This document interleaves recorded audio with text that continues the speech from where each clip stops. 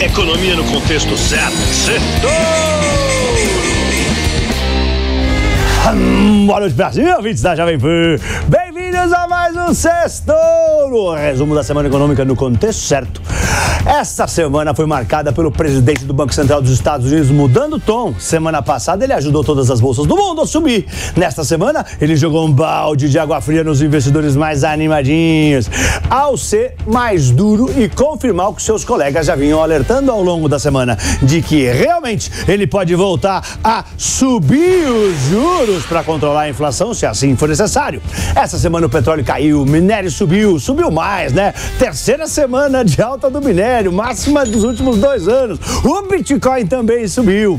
Por aqui, as declarações do nosso presidente, né, do Banco Central, depois de sair a ata da última reunião de juros do Copom, foram boas e ajudaram a nossa bolsa a subir. Mas ele fez um alerta. A reforma tributária foi aprovada no Senado, foi para a Câmara agora. O ministro da Fazenda, Fernando Haddad, voltou a defender o déficit zero. E junto com o alívio do IPCA, que hoje mostrou que teve uma desaceleração inesperada em outubro, foram o gatilho para a bolsa subir 1,30% hoje. Na semana, o nosso Ibovespa B3 fechou com 2% de alta aos 120.568 pontos, enquanto o dólar caiu, subiu, voltou e fechou no 0 a 0 aos R$ 4,90.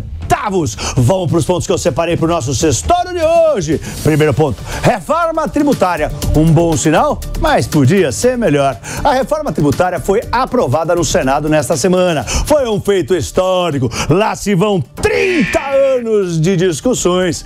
Ela é imprescindível para elevar a produtividade do Brasil. O texto retornou para a Câmara, já que sofreu modificações no Senado e pode ser fatiado. Ela visa simplificar o emaranhado de tributos e impostos, que é muito complicado e custoso para os empresários no Brasil. 5 tributos vão ser substituídos por 2 impostos sobre o valor agregado, chamado IVAs. Um vai ser gerenciado pela União e outro com gestão compartilhada entre estados e municípios. E como se aproxima dos padrões internacionais, vai atrair investimentos para o Brasil. Mas o avanço do aguardado projeto não causou nenhuma euforia, já que ainda existem muitas dúvidas. O texto sofreu diversas mudanças e os impactos econômicos não são imediatos. Ano que vem devem ser aprovadas leis complementares que detalharão o novo sistema. Há quem diga que essa vai ser a verdadeira reforma tributária. Vamos aguardar. Por enquanto, não é a reforma ideal, mas pelo menos foi um passo para frente. Segundo ponto, Powell faz as bolsas tremerem. Antes de ser interrompido por ativistas climáticos, é isso aí. Pela segunda vez em menos de um mês, o Mr. Jerome Powell teve que, sair chispado do palco por conta de manifestantes. Bom, antes ele disse que um crescimento mais forte da economia americana pode manter a inflação deles aquecida por mais tempo e que, se for preciso, não vai hesitar em subir os juros de novo nos Estados Unidos. A bolsa americana vinha numa sequência de 8 altas seguidas e viu nas falas dele uma bela oportunidade para realizar lucros. A nossa bolsa também subia 5 dias, mas até que se segurou um pouco, bem melhor do que as bolsas dos Estados Unidos, diga-se de passagem. Nesse dia a bolsa caiu só 0,1 aqui.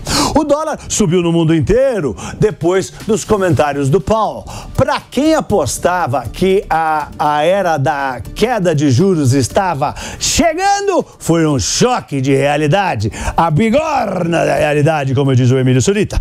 Ele fez o papel dele de ancorar as expectativas futuras de inflação, que são muito importantes para que ele possa realmente baixar os juros. Mas, basicamente, o Mr. Jerome Powell apenas repetiu o que outros dirigentes do Fed vinham falando e o mercado ignorando, que o Federal Reserve não vai dar trégua para a inflação, dando sinais que prefere errar subindo mais os juros do que deixar a inflação ter alguma chance de se reerguer. É que nem conselho de mãe quando a gente está doente, né? Se cuida que a recaída pode ser pior que a doença. Terceiro ponto, Campos Neto faz alerta fiscal. O presidente do Banco Central do Brasil declarou que não há uma ligação mecânica, uma alavanca automática entre o fiscal e a política monetária. Isso acalmou os mercados, porque significa que caso haja o provável descumprimento da meta, né, o possível descumprimento da meta fiscal, caso o equilíbrio fiscal não seja atingido ano que vem, o Banco Central não tem que subir os juros automaticamente. Ufa!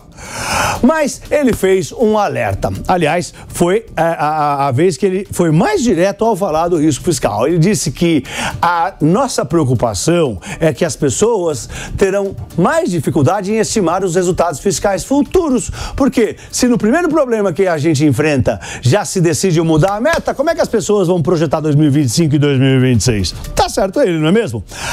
Já a ata do Copom citou a necessidade de cumprir as metas fiscais, nada além disso.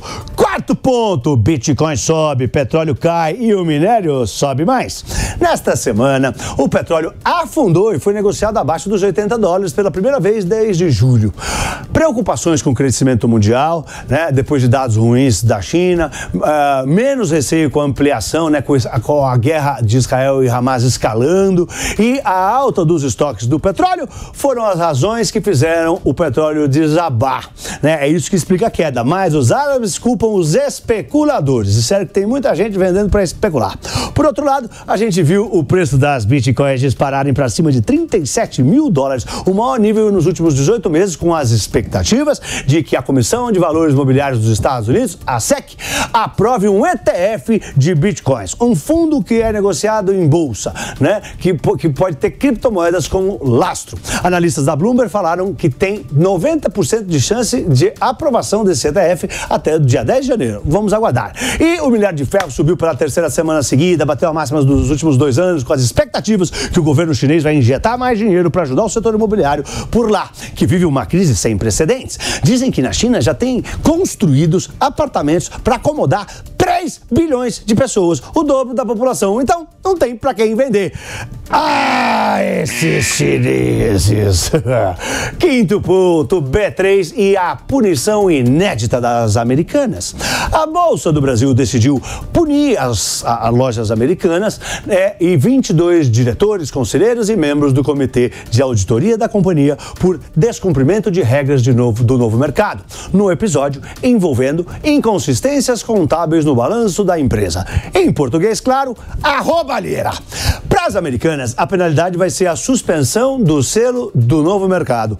Já os executivos, eles vão ser multados entre 200 e 400 mil reais. Essa é a primeira vez no Brasil que uma empresa perde a classificação de novo mercado, selo criado em dezembro de 2020 para companhias de alto nível, de governança, de transparência, o que claramente não é o caso, não é mesmo? Na prática, só serve para piorar a reputação da empresa, que vai continuar listada na B3. Por outro lado, o CEO do Itaú, né, o Milton Malui, meu ex-colega de classe lá do Cervantes, disse que um acordo está muito próximo. Tomara! E para a semana que vem, a temporada de balanços continua. Quarta-feira é feriado no Brasil, vai sair a prévia do PIB.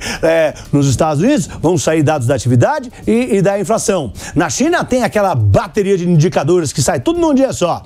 Eu sou Pablo, boa noite e um lindo fim de semana em família. Vai, Torinho!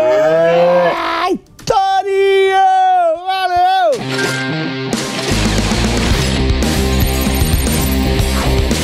Economia no contexto certo. Certo!